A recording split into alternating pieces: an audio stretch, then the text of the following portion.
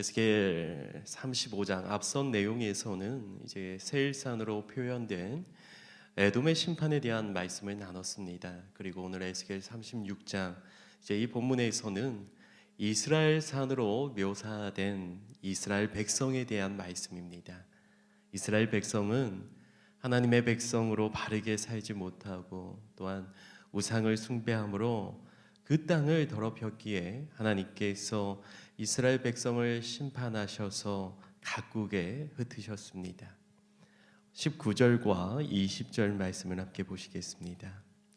그들을 그 행위대로 심판하여 각국에 흩으며 여러 나라에 해쳤더니 그들이 이른바 그 여러 나라에서 내 거룩한 이름이 그들로 말미암아 더러워졌나니 곧 사람들이 그들을 가리켜 이르기를 이들은 여호와의 백성이라도 여호와의 땅에서 떠난 자라 하였습니다.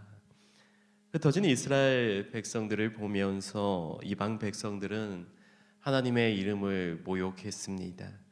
그리고 에돔은 유다의 남부 지역을 취하였습니다. 2절 말씀을 보시겠습니다. 주 여호와께서 이같이 말씀하시기를 원수들이 내게 대하여 말하기를 아하 옛적 높은 곳이 우리의 기업이 되었도다 하였느니라. 하나님의 백성이 죄로 무너지면 하나님의 이름이 모욕을 당하십니다. 이 이방을 향해서 하나님께서는 심판을 선포하십니다. 5절 말씀을 보시겠습니다.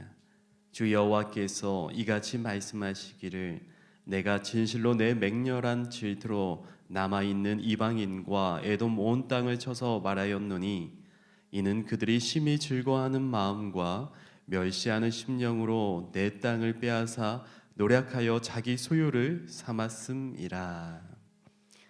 하나님께서는 불의한 자들의 성공을 그냥 보고 계시지 않습니다. 그러므로 악인의 형통은 결코 오래갈 수 없는 것입니다. 그리고 하나님께서는 이스라엘 백성들에게 다시 한번 기회를 주십니다. 25절에서 27절까지의 말씀의 내용을 살펴보면 악을 행한 죄를 정결케 하시고 또 굳은 마음을 제거하시고 또 그 가운데 부드러운 마음을 주시고 새 영과 새 마음, 그 부드러운 마음을 주신다는 것입니다. 특별히 하나님의 영, 성령을 주셔서 하나님의 규례를 지키게 하시는 것입니다. 바로 이것이 구원인 것입니다. 28절의 말씀을 보면 내가 너희 조상들에게 준 땅에서 너희가 거주하면서 내 백성이 되고 나는 너희 하나님이 되리라. 하나님께서는 죄인을 정결케 하시고 새로운 언약을 맺으시기를 원하십니다.